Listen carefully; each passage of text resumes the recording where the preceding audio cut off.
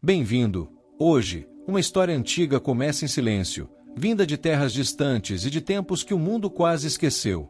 Havia um tempo, muito antes de qualquer coisa que conhecemos hoje, em que as florestas das Américas eram mais densas do que qualquer pessoa poderia atravessar em uma vida inteira. As árvores cresciam tão altas que suas copas tocavam as nuvens, e embaixo delas, a sombra era tão suave quanto a escuridão de um quarto tranquilo antes de dormir. O vento passava por entre os galhos com um som baixo e contínuo, como se a própria floresta respirasse devagar, em paz. Havia rios que corriam por entre as pedras com uma calma quase hipnótica, fazendo aquele barulho suave de água que nunca para, que nunca se apressa, que apenas segue seu caminho natural. E nessas florestas, nessas montanhas, nessas planícies largas onde o céu parecia não ter fim, viviam povos que construíram coisas que o mundo jamais havia visto. Pessoas que olhavam para o céu à noite e encontravam nele não apenas estrelas, mas histórias inteiras, calendários precisos, respostas para perguntas que nem sabiam ainda como fazer. Pessoas que carregavam pedras enormes por distâncias que parecem impossíveis, que ergueram templos nas alturas das montanhas cobertas de névoa, que criaram cidades no meio da água, que cultivaram a terra com cuidado que fazia cada colheita parecer um presente. Essa história começa na selva. Começa com uma manhã antiga, quando o sol ainda não havia saído completamente do horizonte e a luz que chegava pelas folhas era de um amarelo muito fraco, quase dourado, quase cor de mel. O chão da floresta estava úmido, como sempre, coberto de folhas escuras que amorteciam cada passo. Os pássaros acordavam aos poucos, primeiro um, depois dois, depois muitos, até que o ar inteiro ficava cheio de sons que se misturavam com o barulho da água de algum rio próximo. Em meio a tudo isso, havia uma cidade. Uma cidade que poucas pessoas de fora jamais viram, porque a floresta abraçava de todos os lados, crescendo por cima de seus muros, por entre suas pedras, subindo pelas paredes dos templos como se a natureza sempre soubesse que aquele lugar era dela também. Essa cidade havia sido construída há muito, muito tempo, por um povo que entendia a floresta de uma maneira que poucas pessoas entendem hoje. Não como um lugar perigoso, mas como um lar. Um lugar vivo, respirando, cheio de significados que só quem conhecia bem poderia perceber. As ruas dessa cidade eram largas e planas, feitas de pedras que se encaixavam umas nas outras com uma precisão que fazia qualquer pessoa parar e olhar, tentando entender como aquilo havia sido feito sem as ferramentas que conhecemos hoje. No centro da cidade, havia um templo grande. Não enorme de maneira assustadora, mas grandioso de uma forma serena, como uma montanha que estava ali desde sempre e estaria ali para sempre. Seus degraus subiam devagar, um por um, até um topo onde o vento sempre soprava um pouco mais forte, e de onde se podia ver a floresta em todas as direções, um tapete verde que se estendia até onde os olhos alcançavam. Os homens e mulheres que viviam nessa cidade acordavam cedo. Antes mesmo do sol, algumas pessoas já estavam em pé, olhando para o céu ainda cheio de estrelas, fazendo anotações cuidadosas em superfícies planas de pedra ou em folhas preparadas com esmero. Eles sabiam o nome de cada estrela visível, a hora exata em que cada uma nascia no horizonte e a hora em que desaparecia. Sabiam quando a chuva viria, quando o tempo ficaria seco, quando as plantas deveriam ser plantadas e quando deveriam ser colhidas. Tudo isso, escrito nas estrelas, lido com uma paciência e uma dedicação que levavam uma vida inteira para aprender.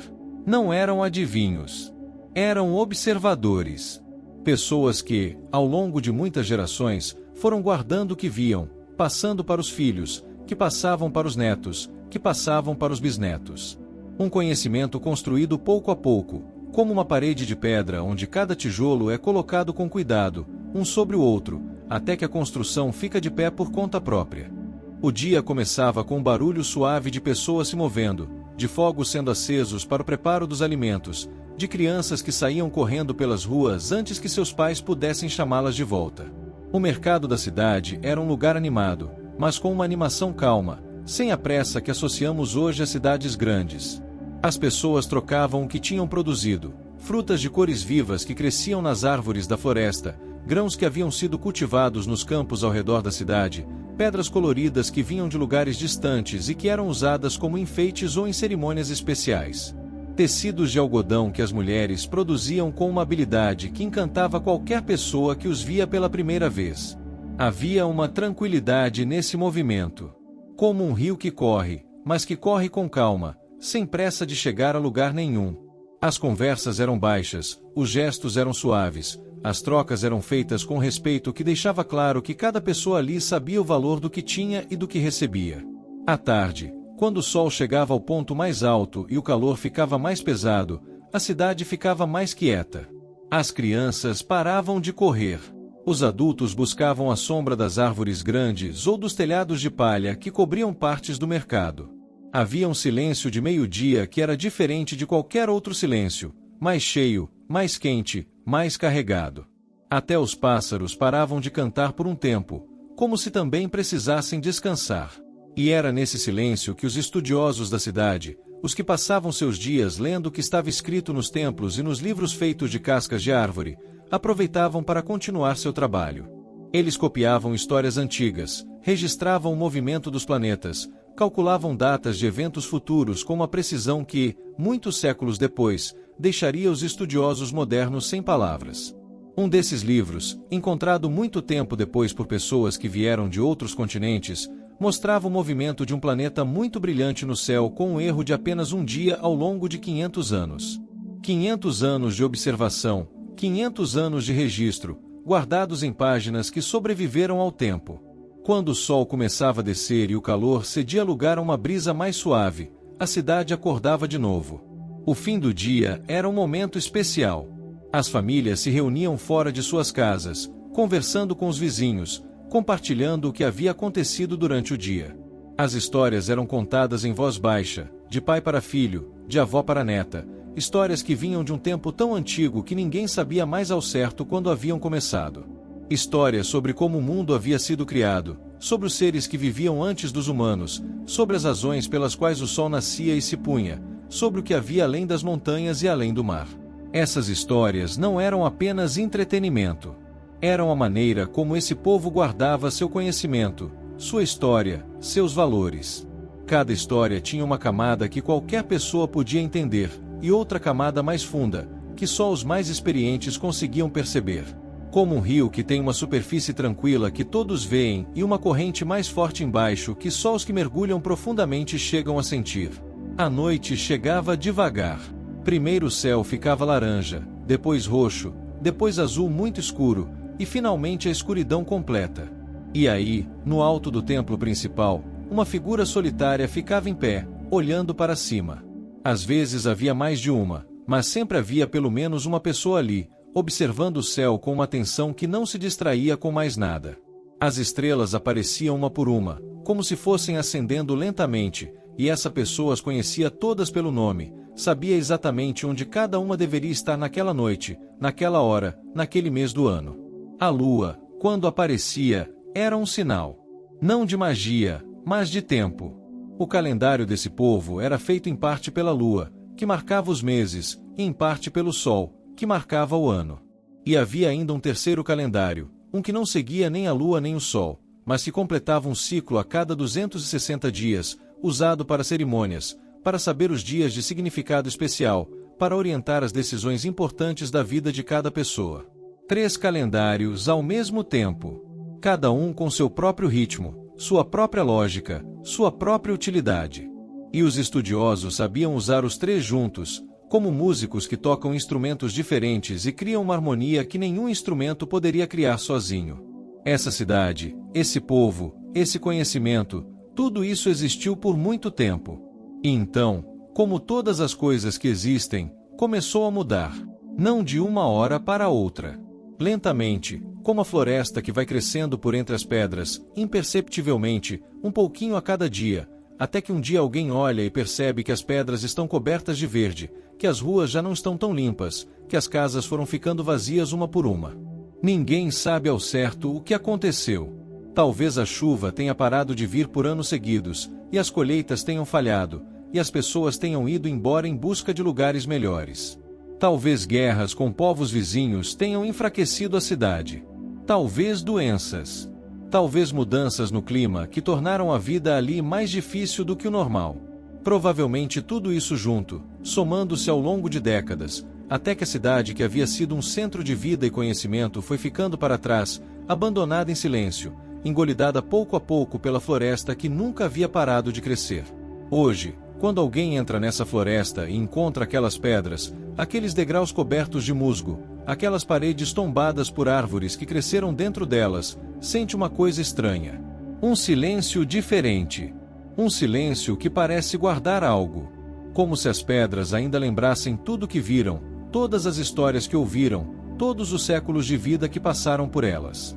E em noites de lua cheia, quando a luz branca da lua cai entre as folhas e ilumina as pedras antigas com aquela claridade suave, o lugar parece respirar de novo, parece vivo de uma maneira que é difícil de explicar, mas fácil de sentir. Mais para o norte, em terras onde as estações do ano tinham um ritmo diferente, onde a seca e a chuva alternavam com uma regularidade que moldava toda a vida, outro povo havia construído algo igualmente impressionante. Uma cidade no meio de um lago. Não uma cidade pequenininha de pescadores, mas uma cidade grande, com canais no lugar de ruas, com jardins flutuantes cheios de plantas de todas as cores, com mercados enormes onde chegavam produtos de lugares muito distantes, com templos altos que se refletiam na água quieta do lago ao amanhecer. A água era tudo naquele lugar. O lago no centro de tudo, com suas margens baixas e lodosas, com seus peixes abundantes, com suas aves que chegavam aos milhares em certas épocas do ano. E ao redor do lago, as montanhas, algumas delas com neve no topo mesmo em pleno verão, cobertas de florestas de pinheiros que exalavam um perfume que chegava até a cidade nos dias de vento favorável. Aquele povo havia chegado naquele lugar depois de uma longa jornada. Uma caminhada de gerações, que começou em algum lugar no norte, em terras áridas e difíceis, e terminou ali, nas margens daquele lago, depois de muito tempo buscando o sinal que suas histórias diziam que indicaria o lugar certo para se estabelecer. E quando chegaram e viram o que suas histórias haviam prometido, ficaram. Construíram primeiro habitações modestas, depois casas melhores, depois templos, depois palácios, depois uma cidade que com o tempo cresceu tanto que se tornou o centro de um mundo inteiro. Construir no meio de um lago não é fácil. Mas aquele povo havia aprendido ao longo dos séculos uma arte engenhosa: fazer ilhas artificiais. Usando paus compridos fincados no fundo do lago, entrelaçados com galhos e cobertos de lodo e terra, eles criavam plataformas flutuantes que com o tempo se fixavam e se tornavam terra firme. E nessas plataformas, plantavam. Criavam jardins que produziam alimentos em uma quantidade que impressionava qualquer visitante. Milho, abóbora, feijão, pimenta, tomate, flores. Tudo crescendo em cima da água, com as raízes chegando até o lago, bebendo diretamente daquela água que era ao mesmo tempo caminho e fonte de vida. As canoas deslizavam pelos canais com leveza. Homens e mulheres remavam com movimentos regulares, carregando produtos do mercado, transportando pedras para as construções, levando crianças para visitar os parentes que moravam do outro lado da cidade. A vida toda era feita sobre a água ou ao lado dela. As crianças aprendiam a nadar antes de aprender a andar direito. Os velhos sentavam à beira dos canais no final do dia e olhavam para a água com aquela expressão tranquila de quem viveu muito e viu muita coisa. O mercado principal dessa cidade era uma coisa que deixava qualquer visitante de boca aberta. Era enorme, muito maior do que qualquer mercado que a maioria das pessoas havia visto em qualquer outro lugar. Lá chegavam produtos de todas as partes: tecidos finos de algodão tingidos de cores vivas, pedras preciosas verdes e azuis que vinham de regiões distantes, penas de pássaros raros que eram usadas em roupas e enfeites cerimoniais, cacau em grãos que eram usados tanto para preparar uma bebida especial quanto como moeda de troca, baunilha, mel, borracha, ouro trabalhado em formas delicadas, sal, peixe seco, frutas de todos os tipos. E pessoas de toda parte, falando línguas diferentes, usando roupas diferentes, mas compartilhando aquele espaço com uma ordem que surpreendia. Os guardiões do mercado cuidavam para que tudo funcionasse bem. Havia um sistema claro de pesos e medidas, e quem tentasse enganar nas trocas era levado a um lugar especial onde anciãos experientes julgavam os casos com a atenção e a seriedade de quem sabia que a confiança era o bem mais valioso de qualquer mercado. Sem confiança, as pessoas paravam de vir. E sem as pessoas vindo, a cidade perdia parte do que a tornava grande. Essa cidade não era apenas um lugar de comércio e cotidiano. Era também um lugar de cerimônias e de grande significado para o povo que ali vivia. No centro da cidade, 2 templos grandes dominavam a paisagem. Subindo seus degraus, as pessoas chegavam a um ponto de onde podiam ver a cidade inteira e o lago ao redor, e além do lago, as montanhas. Era uma visão de uma beleza quieta e poderosa, difícil de esquecer. As cerimônias aconteciam em momentos especiais do calendário, quando o sol estava em uma posição determinada, quando uma estrela brilhante aparecia no horizonte de manhã ou de tarde, quando o período de chuvas estava para começar ou para terminar.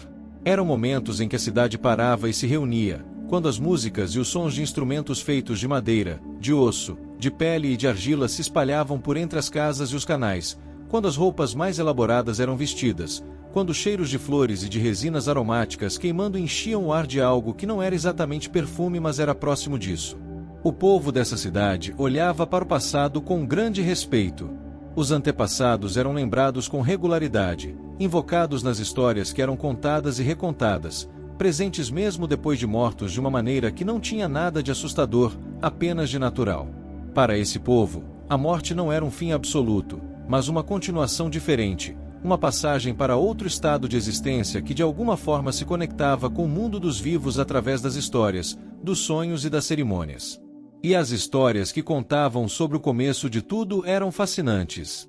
Histórias sobre criações e destruições em série, sobre mundos que haviam existido antes do atual e que haviam acabado de diversas maneiras, sobre seres poderosos que haviam moldado o mundo e os humanos com propósitos que nem sempre eram claros, sobre um equilíbrio delicado que precisava ser mantido entre forças opostas para que a vida continuasse fluindo.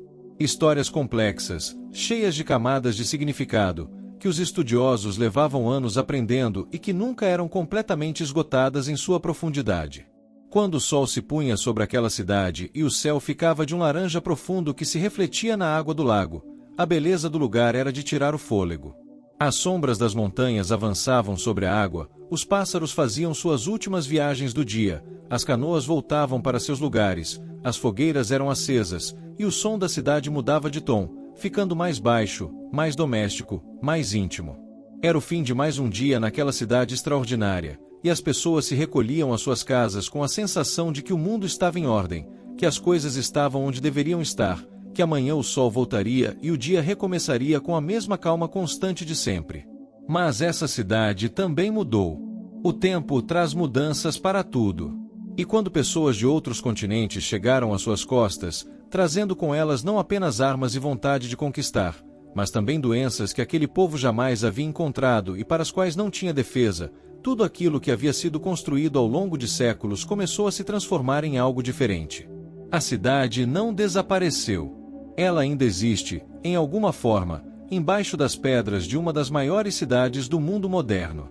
Mas o modo de vida que a animava, a cultura que a criou, o sistema de conhecimento que a mantinha funcionando com aquela elegância específica, esses foram se diluindo ao longo dos séculos, misturando-se com outras coisas, se transformando em algo novo que guarda em si fragmentos do que foi antes. E ainda hoje, debaixo das ruas dessa cidade moderna, às vezes os trabalhadores que fazem escavações para construir alguma coisa nova encontram pedras antigas, paredes de templos, objetos que pertenceram a pessoas que viveram há 500 anos ou mais. E tudo para por um momento. Os arqueólogos chegam, as fotos são tiradas, os objetos são recolhidos com cuidado e levados para ser estudados. E por um breve instante, o passado e o presente se tocam, e é possível sentir a profundidade do tempo que passou por aquele lugar. Muito longe dali, em direção ao sul, onde as terras iam subindo até alcançar altitudes que fazem a respiração ficar difícil e o céu parecer mais perto do que nunca, outro povo havia criado algo que desafia a imaginação. Um império enorme, maior do que qualquer coisa que existia naquela parte do mundo, que se estendia por milhares de quilômetros ao longo de uma cadeia de montanhas que parecia não ter fim. Essas montanhas eram um mundo em si mesmas. Cada altitude tinha seu próprio clima, sua própria vegetação, seus próprios animais. Nos vales fundos, onde o calor era mais intenso e a terra mais fértil, cresciam frutas e plantas que não existiam em mais nenhum outro lugar. A uma certa altura, a vegetação ia mudando, as árvores ficavam menores, mais retorcidas pelo vento, e as nuvens abraçavam as encostas com uma névoa constante que deixava tudo úmido e verde de um verde intenso e brilhante. Mais alto ainda, acima das nuvens, as montanhas de rocha nua se erguiam contra um céu de um azul impossível, e o silêncio ali era de uma profundidade que poucas pessoas chegam a experimentar. O povo que vivia nessas montanhas tinha aprendido ao longo de muitas gerações como tirar o melhor de cada altitude. Eles criavam terraços nas encostas das montanhas, degraus enormes de terra sustentados por muros de pedra, onde plantavam uma variedade enorme de culturas. Em cada terraço, o microclima era ligeiramente diferente, e isso permitia cultivar coisas que não cresceriam lado a lado no nível do mar. Batatas, que eram uma das grandes contribuições desse povo para o resto do mundo, cresciam em altitudes onde poucas outras plantas sobreviveriam. Milho nos vales. Quinoa nas encostas mais altas. Um sistema de alimentação que era resiliente porque era diverso, que não dependia de uma única planta, que se adaptava às variações do clima com uma flexibilidade aprendida ao longo de séculos. A água era gerenciada com uma maestria impressionante. Canais esculpidos na rocha levavam a água das nascentes e dos rios até os terraços de cultivo. Reservatórios armazenavam a água das chuvas para os períodos secos. Fontes eram construídas em lugares precisos, e a água chegava a elas em cascatas suaves que tinham não apenas função prática, mas também uma beleza tranquila que ainda hoje faz as pessoas pararem para ouvir o barulho da água caindo sobre a pedra. As cidades desse povo eram construídas de pedra. Uma pedra trabalhada de uma maneira tão precisa que as pedras se encaixavam sem nenhuma argamassa entre elas, apenas a precisão do encaixe, e esse encaixe era tão perfeito que nem mesmo uma faca fina caberia na fresta entre duas pedras justapostas. E essas construções resistiram a séculos de ventos, de chuvas, de terremotos, enquanto construções feitas de outras maneiras ao redor delas desmoronavam. A pedra certa, encaixada no lugar certo, tem uma estabilidade que o tempo não abala. O centro desse império ficava em uma cidade alta, cercada de montanhas em quase todos os lados, com um rio sereno passando por ela e um céu que variava entre o azul intenso dos dias secos e o branco espesso das nuvens de chuva. Essa cidade tinha seus templos, seus palácios, suas praças largas onde as cerimônias aconteciam com uma regularidade que marcava o ritmo do ano. E delas saíam estradas em todas as direções, estradas construídas com uma precisão que impressionava os viajantes, pavimentadas de pedra, com pontes de corda sobre os rios, com postos de descanso em intervalos regulares onde os mensageiros podiam descansar, beber água, comer alguma coisa antes de continuar sua corrida. Esses mensageiros eram notáveis. Jovens treinados desde crianças para correr distâncias longas em altitudes elevadas, passando mensagens de um posto para o outro, de maneira que uma notícia poderia percorrer centenas de quilômetros em poucos dias. Não havia animais de tração naquelas terras antes da chegada dos europeus. Os cavalos, os bois, os burros, tudo isso chegou depois. Então as estradas eram feitas para pessoas, não para carros ou carroças, e as pessoas as usavam com uma eficiência que mantinha o imenso território unido, informado, comunicado. A lã era outro elemento central da vida dessas montanhas. Animais de lã que viviam confortavelmente nas altitudes mais elevadas, onde o ar era frio e o pasto era curto mas nutritivo. Esses animais forneciam lã para os tecidos, carne para comer, e também carregavam peso nas longas viagens pelas estradas das montanhas. Os pastores que cuidavam deles conheciam cada animal pelo nome, sabiam de suas personalidades, e os tratavam com o respeito que vinha do entendimento de que sem eles, a vida nas alturas seria muito mais difícil. A arte dos tecidos era uma das expressões mais refinadas dessa cultura. Os tecidos produzidos pelos tecelões mais habilidosos eram tão finos e com padrões tão elaborados que se tornavam objetos de grande valor. Cada cor tinha um significado. Cada padrão contava uma história ou indicava a origem, o status ou a função de quem usava o tecido. Era possível, para alguém que conhecesse bem aquela linguagem visual, saber de onde vinha uma pessoa, qual era sua posição na sociedade, qual cerimônia havia participado recentemente, apenas olhando para a roupa que ela vestia. E havia outra forma de guardar informação que era única desse povo: cordas com nós. Não um nó simples, mas sistemas complexos de cordas de diferentes cores e espessuras, com nós feitos em posições específicas, a distâncias calculadas umas das outras, que representavam números, categorias, informações de todos os tipos. Inventários de alimentos armazenados nos grandes depósitos do império. Contagens de pessoas em diferentes regiões. Registros de tributos recebidos e distribuídos. Um sistema que poucos hoje entendem completamente, porque a chave para decifrá-lo foi perdida no turbilhão da conquista, e o que restou são as cordas em si, cheias de informação que continua silenciosa até que alguém encontre o modo de ouvi-la. Os depósitos eram uma maravilha em si mesmos. Construídos em lugares estratégicos ao longo das estradas, nas encostas das montanhas onde a ventilação natural mantinha o ar fresco, eles guardavam alimentos em quantidades imenso. Batatas desidratadas pelo frio da noite e pelo sol do dia, carne seca, grãos, tecidos, armas, tudo que um exército em marcha ou uma região afetada por seca poderia precisar. Era um sistema de previdência, de distribuição, de cuidado com o bem-estar coletivo que permitia ao império funcionar sem que ninguém morresse de fome em tempos difíceis, desde que os depósitos fossem gerenciados com competência. E eram. Com uma competência que vinha de séculos de prática, de erros aprendidos, de soluções encontradas para cada problema novo que surgiu.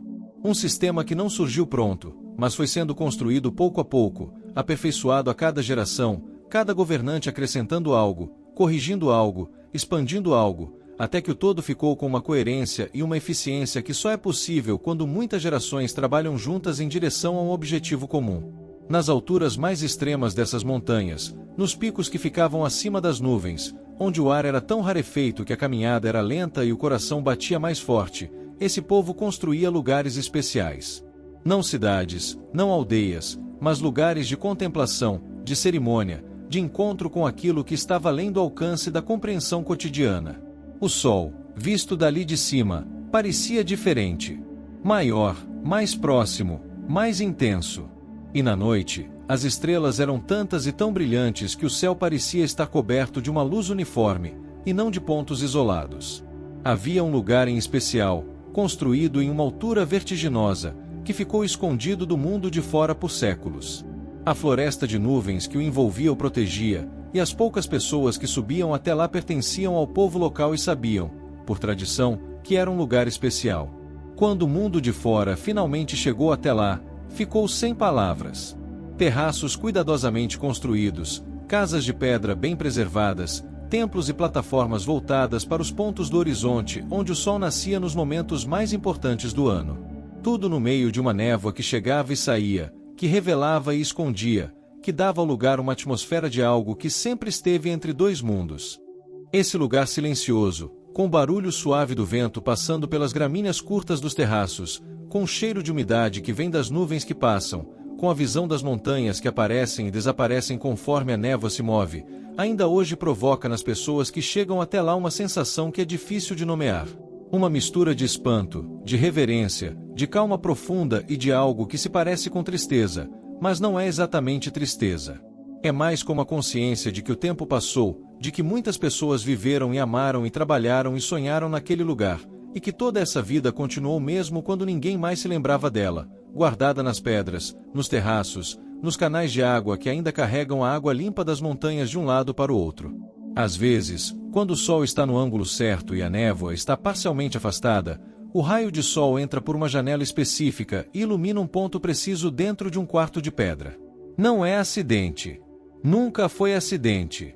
Aquela janela foi construída naquele lugar exato por pessoas que sabiam exatamente o que estavam fazendo, que mediram os ângulos com cuidado, que verificaram ano após ano se o cálculo estava correto, que ajustaram quando necessário. O sol entrando por aquela janela era um calendário. Era o sinal de que um novo período havia começado, de que as sementes podiam ser plantadas, de que as cerimônias de agradecimento pela colheita poderiam ser realizadas. A astronomia não era separada da vida diária. Estava tecida em cada pedra, em cada parede, em cada orientação de cada construção. Enquanto essas civilizações das montanhas e das florestas e dos lagos se desenvolviam ao longo de séculos, em outras partes das Américas outros povos também viviam suas histórias, suas invenções, seus mistérios. Ao longo dos grandes rios que cortavam o continente de norte a sul e de leste a oeste, comunidades cresciam e floresciam em meio à umidade densa e à abundância que a floresta tropical oferecia para quem sabia aproveitá-la. Há registros, em tradições orais que sobreviveram e em vestígios arqueológicos que continuam sendo encontrados até hoje, de cidades grandes que existiram na floresta densa que cobre boa parte do centro do continente. Cidades que foram descritas por viajantes dos tempos da conquista como lugares enormes, com muitas pessoas e muita ordem, com estradas que as conectavam umas às outras, com campos cultivados que se estendiam por grandes distâncias. Por muito tempo, historiadores desconfiaram dessas descrições, achando que eram exagero ou fantasia.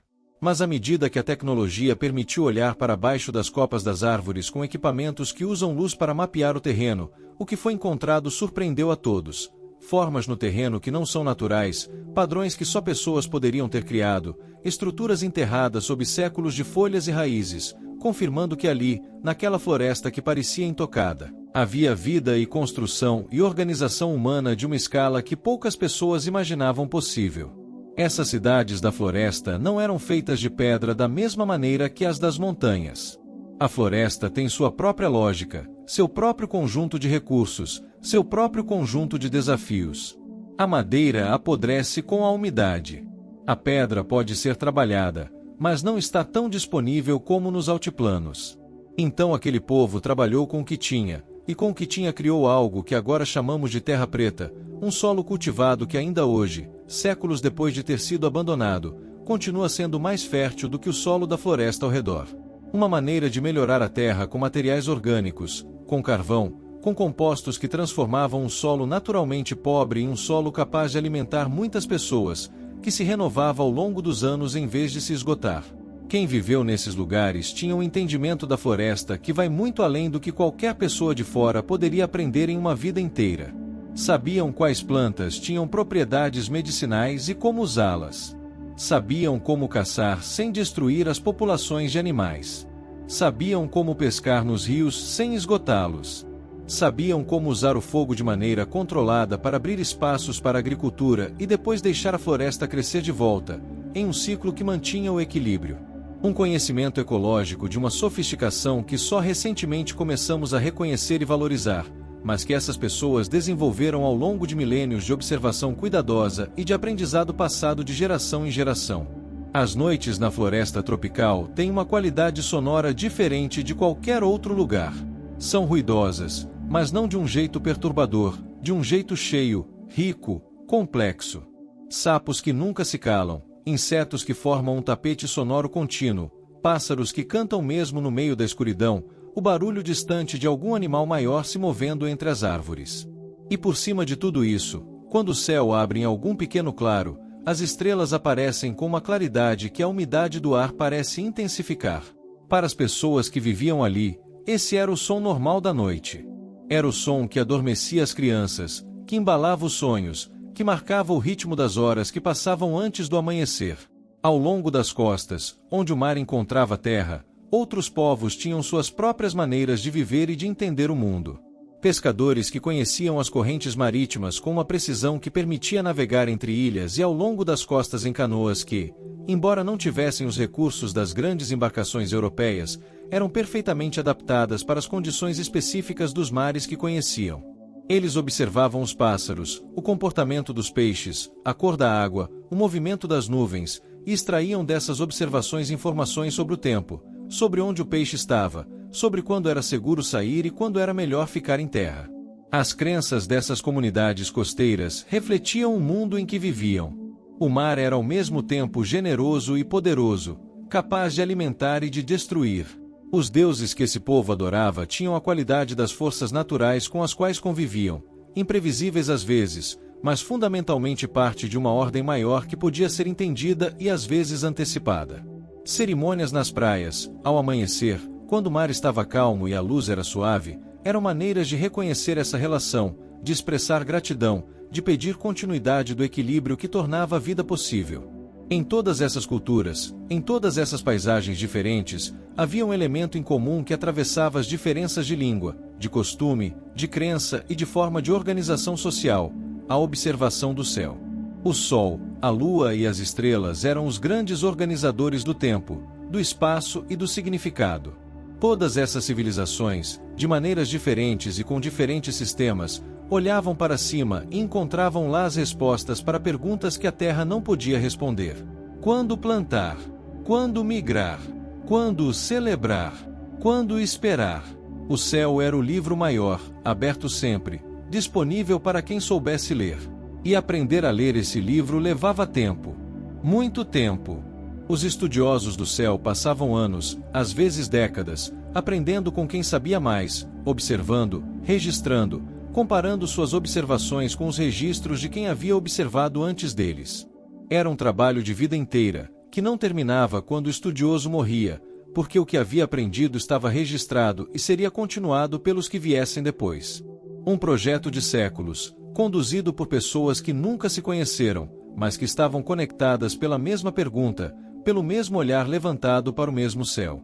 Havia construções que foram feitas especificamente para esse propósito. Observatórios, embora essa palavra venha de outra tradição e não capture exatamente o que esses lugares eram para as pessoas que os construíram. Eram lugares onde as paredes tinham janelas e aberturas em posições precisas, onde o chão tinha marcas que indicavam onde o sol tocaria em determinados dias do ano, onde a orientação dos muros coincidia com o nascer de estrelas específicas em datas de importância no calendário.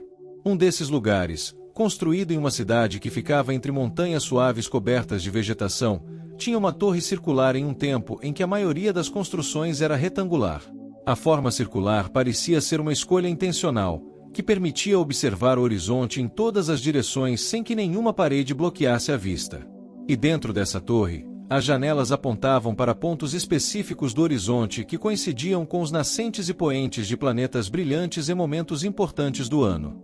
O planeta mais brilhante, que aparecia às vezes de manhã e às vezes de tarde, dependendo de onde estava em seu ciclo, tinha um papel central nas crenças e no calendário desse povo. Seu aparecimento marcava datas importantes, orientava decisões, e era celebrado com cerimônias que misturavam astronomia e espiritualidade de uma maneira que para esse povo não era contraditória, porque para eles o céu era ao mesmo tempo físico e sagrado, observável e transcendente. Há algo de profundamente comovente em imaginar uma pessoa sozinha nessa torre, em uma noite fria de lua nova, quando o céu estava cheio de estrelas e o único som era o vento suave que sempre soprava naquela altitude. Essa pessoa, com seus instrumentos simples mas eficazes, registrando com cuidado o que via, sabendo que o que registrava hoje seria comparado com o que havia sido registrado por seu mestre anos antes, e com o que seria registrado por seu aprendiz anos depois. Uma continuidade de olhares levantados para o mesmo céu, uma conversa silenciosa através do tempo, uma corrente de conhecimento que ligava gerações que nunca se encontrariam face a face.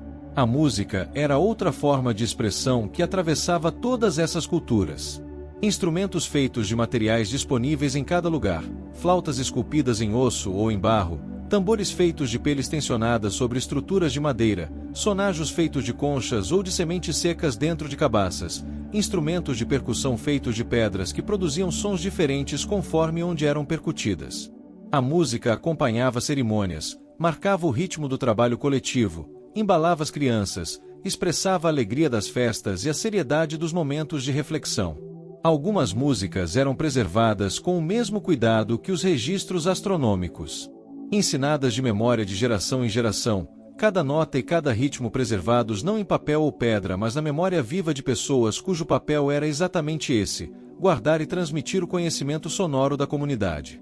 Quando um desses guardiões morria sem ter transmitido tudo o que sabia, uma parte daquele conhecimento se perdia para sempre. Era uma das formas mais frágeis de preservação, dependente da continuidade de vida humana, vulnerável a guerras, doenças e ao simples esquecimento. Mas era também a forma mais viva, mais adaptável, aquela que permitia pequenas variações a cada geração sem que a essência se perdesse. As histórias sobre a criação do mundo que esses povos carregavam eram de uma riqueza e de uma complexidade que poderiam ocupar uma vida inteira de estudo. Não eram histórias simples de um Criador onipotente que fez tudo em 6 dias. Eram narrativas cheias de tentativas e erros, de criações que não deram certo, de seres que existiram antes dos humanos e que tinham suas próprias histórias, de forças que se equilibravam e se opunham em uma dança constante.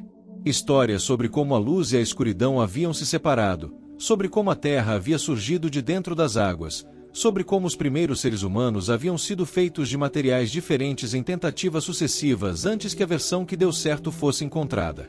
Em algumas dessas histórias, os seres que criaram os humanos não eram seres de poder absoluto, mas seres que experimentavam, que conversavam entre si, que tinham preferências e opiniões, que às vezes se arrependiam de decisões tomadas.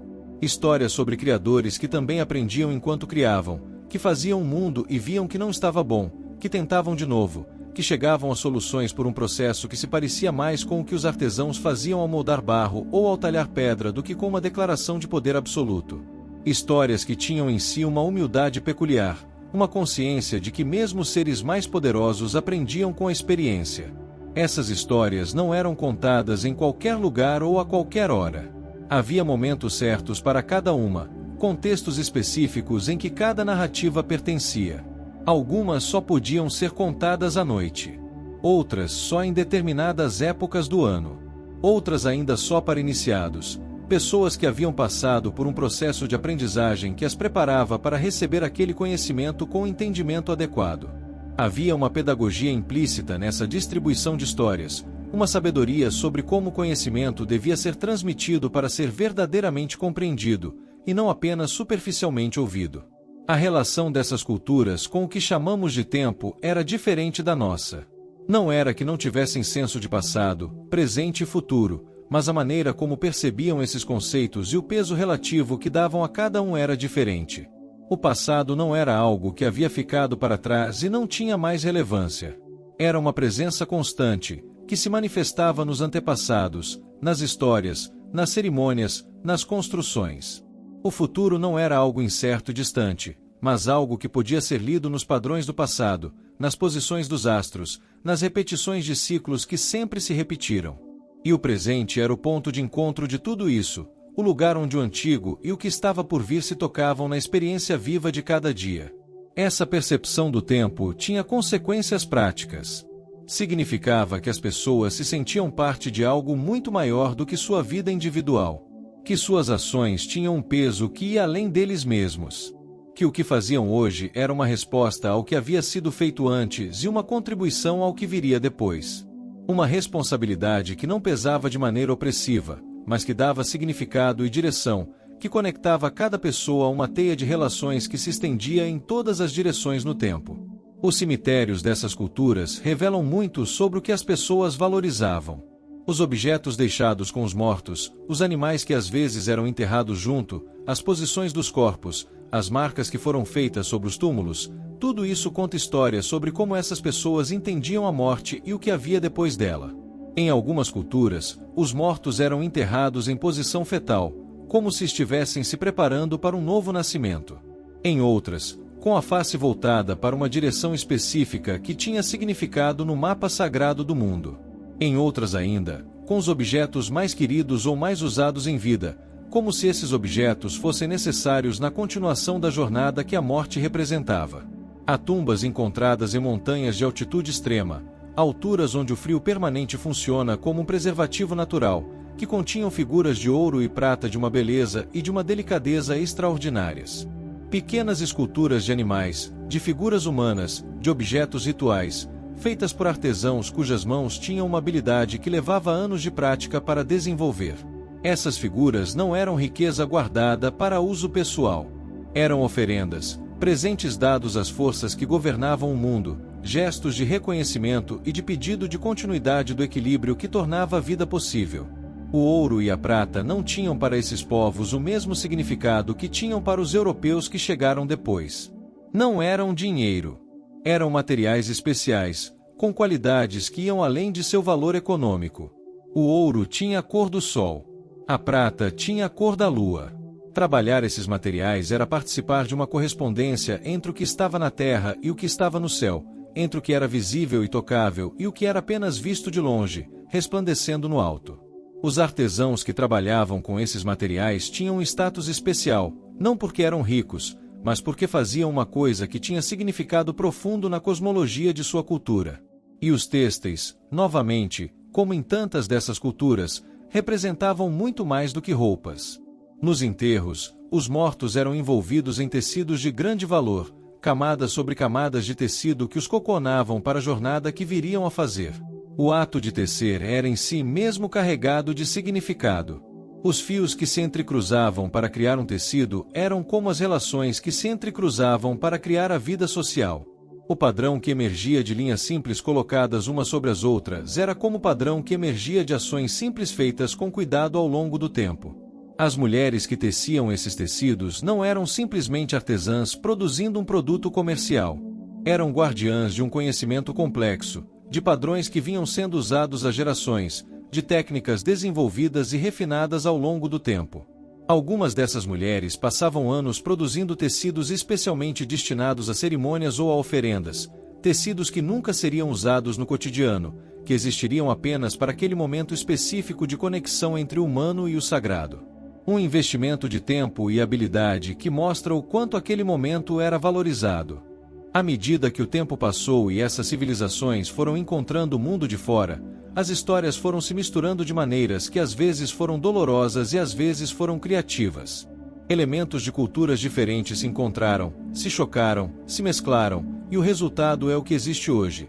Culturas vivas que carregam em si camadas de influências, que preservam fragmentos do antigo ao lado do que foi acrescentado depois, que continuam desenvolvendo suas tradições e suas formas de expressão mesmo que o mundo ao redor tenha mudado além do reconhecimento. Os descendentes de todos esses povos ainda vivem nas mesmas terras, às vezes nas mesmas montanhas, às vezes nas mesmas cidades que seus antepassados construíram. Ainda falam línguas que vêm diretamente daquele tempo antigo. Ainda praticam formas de agricultura desenvolvidas antes de qualquer contato com o mundo de fora. Ainda fazem cerimônias que têm raízes em tempos que nenhum registro escrito alcança. E ainda olham para o céu com aquele mesmo interesse, aquela mesma atenção, aquele mesmo senso de que o que acontece lá em cima tem relação com o que acontece aqui embaixo. Há uma persistência nas culturas humanas que é ao mesmo tempo impressionante e emocionante. Ideias que parecem ter sido enterradas há séculos às vezes ressurgem, transmitidas de maneiras que ninguém esperaria, guardadas em festas que mantiveram formas antigas dentro de conteúdos novos, em histórias que mudaram de personagem mas mantiveram a estrutura, em práticas cotidianas que as pessoas fazem sem saber exatamente de onde vêm, mas que vêm de muito longe. Uma pessoa que hoje planta batatas nas mesmas encostas andinas onde seus antepassados as cultivavam há milhares de anos está participando, sem necessariamente saber, de uma das histórias de colaboração mais longas entre humanos e plantas que existe. A batata que o mundo inteiro come hoje, que alimenta bilhões de pessoas, veio daquelas montanhas, daqueles agricultores pacientes que ao longo de gerações foram selecionando as variedades mais produtivas, mais resistentes, mais nutritivas. Uma contribuição silenciosa mas imensa que continua fazendo diferença todos os dias em todas as partes do mundo. O milho, igualmente. Uma planta que não existe na natureza sem a intervenção humana, que foi desenvolvida ao longo de séculos de seleção cuidadosa a partir de uma gramínea selvagem que não se parecia em nada com o que conhecemos hoje. Uma das grandes obras de engenharia biológica da história humana, realizada não em laboratório mas em campos, por pessoas que observavam, que guardavam as sementes melhores, que plantavam e colhiam e observavam de novo. O milho que hoje é onipresente, que alimenta não apenas humanos mas também animais, que é usado em centenas de produtos industriais, é um presente dessas culturas antigas para o mundo inteiro. E há o chocolate. O cacau, que crescia nas sombras úmidas das florestas baixas, cujo fruto foi percebido por alguém, em algum momento de muito tempo atrás, como algo que valia a pena explorar. O processo de fermentação, de secagem, de torrefação, de moagem que transforma o grão amargo e astringente do cacau na bebida rica e complexa que aqueles povos apreciavam era um processo descoberto por uma cadeia de observações e experimentos que aconteceram ao longo de gerações. Outra contribuição silenciosa, agora apreciada em cada canto do mundo. Quando se pensa em tudo isso, em todas as coisas que existem hoje porque existiram essas culturas, fica difícil não sentir uma espécie de gratidão difusa, um reconhecimento de que o presente tem raízes muito mais fundas e mais diversas do que geralmente percebemos. Que a mesa do jantar, com seus alimentos de tantas origens, é em si mesma uma história de trocas, de descobertas, de conhecimentos que viajaram através do tempo e do espaço para chegar até ela. As pedras dos templos ainda estão lá. Os terraços esculpidos nas montanhas ainda existem. Os canais de água ainda correm. Os padrões dos tecidos ainda são tecidos. As histórias ainda são contadas. O céu ainda é observado. Não exatamente da mesma maneira, não com exatamente os mesmos instrumentos ou os mesmos vocabulários, mas com o mesmo impulso fundamental de entender o mundo, de encontrar padrões no caos aparente, de fazer sentido da existência humana dentro de algo muito maior do que qualquer indivíduo. E quando a noite cai sobre aquelas paisagens, sobre as selvas densas e úmidas, sobre as montanhas cobertas de neve e de névoa, sobre os altiplanos ventosos, sobre as costas onde o mar nunca para, e as estrelas aparecem uma por uma como sempre apareceram, há uma continuidade que persiste debaixo de todas as mudanças. As mesmas estrelas que os observadores de há 1000 anos viam do alto de seus templos de pedra. O mesmo vento que passava pelas gramíneas dos terraços andinos quando alguém subia para observar o horizonte à procura do planeta brilhante. A mesma lua que se refletia na água do lago quando as canoas voltavam para casa ao final do dia. O silêncio de uma noite de lua cheia em uma cidade antiga abandonada, com as pedras brilhando com aquela luz branca e fria e as sombras das árvores se movendo devagar no vento suave, tem uma qualidade que vai além do que os olhos e os ouvidos percebem. É um silêncio que carrega peso. Um silêncio que tem profundidade. Como se o espaço entre as pedras ainda estivesse cheio de todas as vozes que passaram por ali, de todos os passos que subiram aqueles degraus, de todas as histórias que foram contadas naquele lugar sob aquele mesmo céu. Não é tristeza. É algo mais parecido com plenitude. Com a sensação de que o tempo é muito mais longo do que nossa vida, e que nessa extensão de tempo, muitas coisas foram criadas e apreciadas e perdidas e encontradas de novo, e que há algo de belo e de tranquilizador nessa repetição, nesse ciclo de criação e transformação que é a história humana.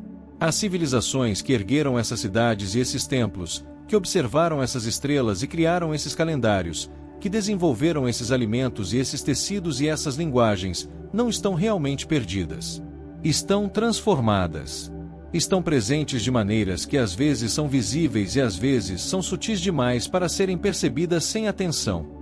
Estão nos alimentos que comemos, nas palavras que usamos sem saber de onde vêm, nos sonhos que às vezes têm uma qualidade arqueológica, como se descessem a camadas mais antigas da memória humana coletiva. E em noites quietas, quando o barulho do dia cessa e a mente se volta para si mesma, quando o corpo está relaxado e o pensamento começa a ficar mais lento, mais flutuante, é possível às vezes sentir algo de todas essas histórias antigas.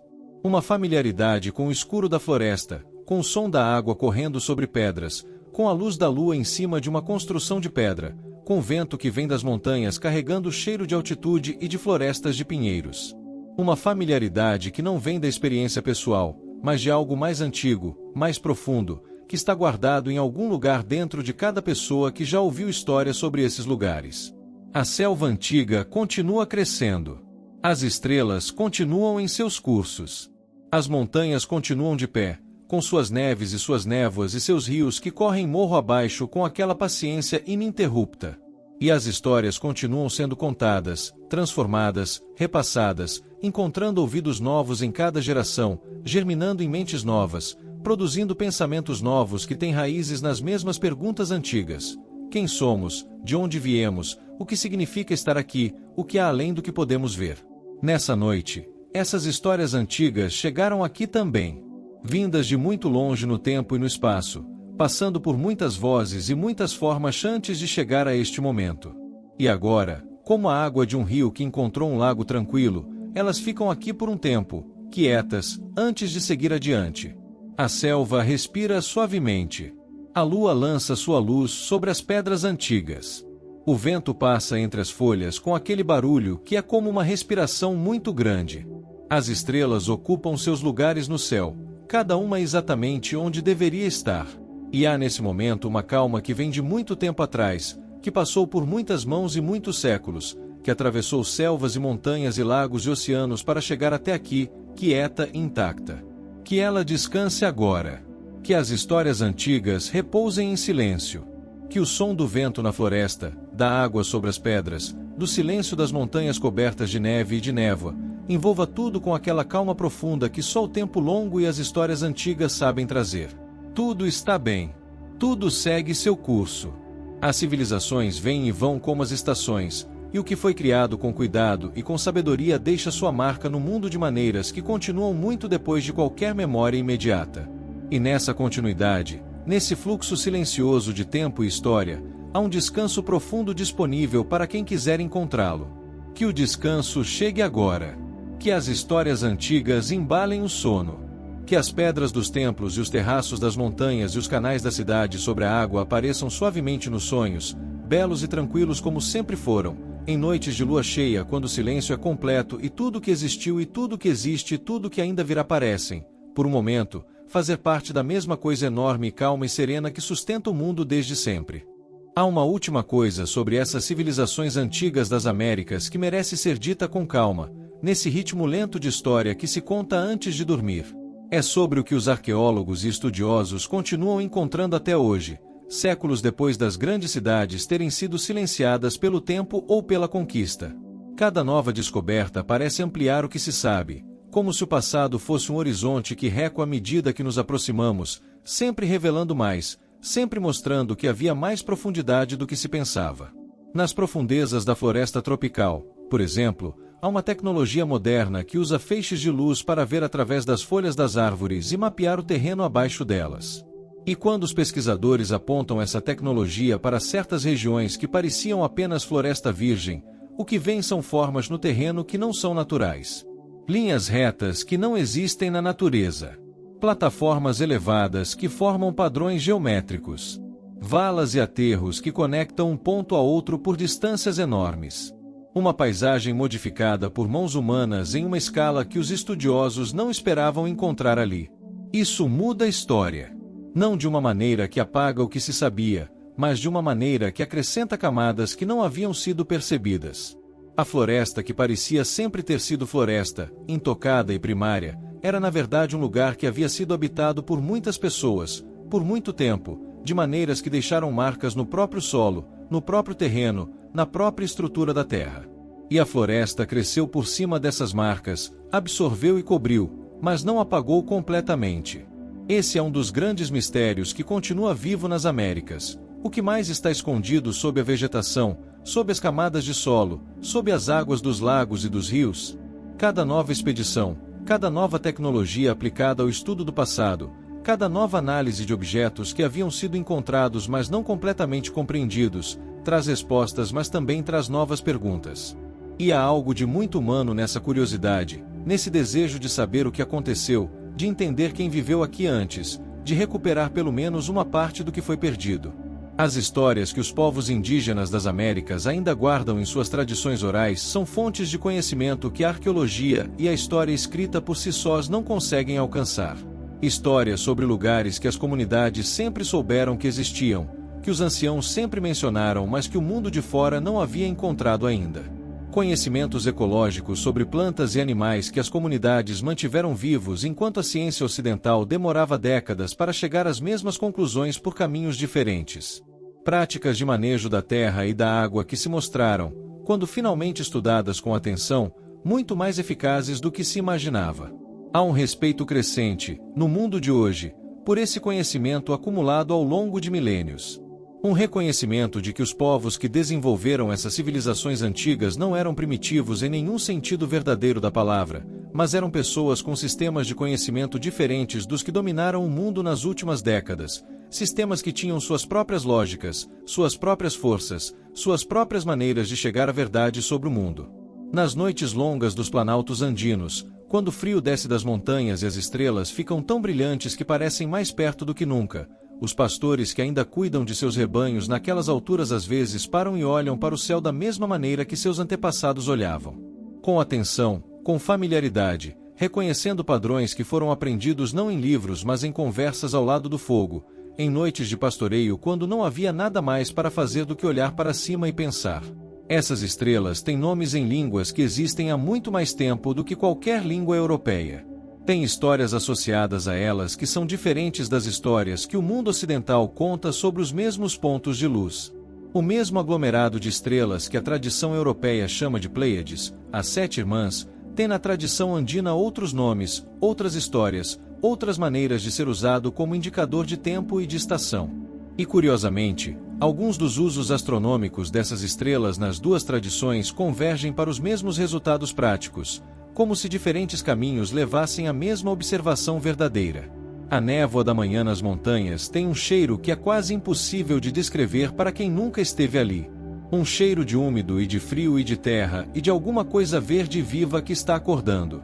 Quando o sol começa a subir e aquece as pedras que passaram a noite no frio, a névoa começa a se dissolver, E há um momento breve em que as pedras dos muros antigos e os terraços e os templos estão parcialmente envoltos em neblina e parcialmente iluminados pelo sol nascente, e a luz e a sombra se misturam de uma maneira que faz tudo parecer estar entre dois estados, nem completamente visível nem completamente oculto.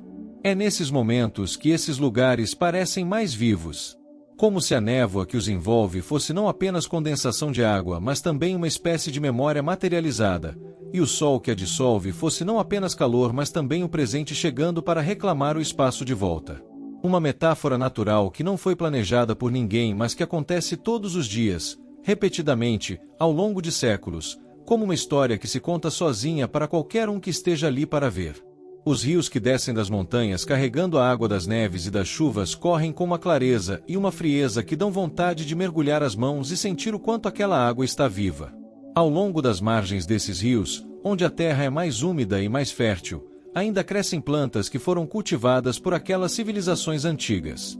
Não apenas plantas alimentícias, mas plantas medicinais, plantas usadas em cerimônias, plantas que foram selecionadas e cuidadas ao longo de tanto tempo que algumas delas só existem porque alguém há muito tempo atrás decidiu que valiam a pena ser preservadas. Há uma jardinagem do tempo que essas culturas praticaram sem dar a ela esse nome. Uma seleção lenta e contínua de quais plantas, quais animais, quais práticas, quais histórias, quais conhecimentos deveriam ser levados adiante, deveriam sobreviver à passagem das gerações. Uma curadoria não intencional, feita não por planos conscientes de preservação, mas pela simples repetição do que funciona, pelo ensinamento do que é valioso, pelo abandono gradual do que perdeu sua utilidade ou seu significado. E assim chegamos ao presente. Com toda essa história imensa guardada parcialmente em pedras, parcialmente em terras, parcialmente em plantas, parcialmente em práticas cotidianas que continuam sem que seus praticantes saibam sempre de onde vêm, e parcialmente em histórias que ainda circulam, transformadas mas reconhecíveis, em comunidades que mantiveram a continuidade com aquele passado apesar de tudo que tentou interrompê-la. O sol que amanhã vai nascer sobre as ruínas das cidades antigas, sobre as florestas que cresceram onde havia ruas e praças, sobre as montanhas onde os templos ainda apontam para as mesmas estrelas que sempre apontaram, é o mesmo sol que iluminou tudo isso há 1000 anos. A água que corre pelos canais escavados há séculos na pedra dura das montanhas ainda segue o mesmo caminho que mãos antigas escolheram para ela. As estrelas que aparecem à noite ainda estão nos lugares onde foram registradas por aqueles observadores pacientes que passavam a vida aprendendo sua linguagem.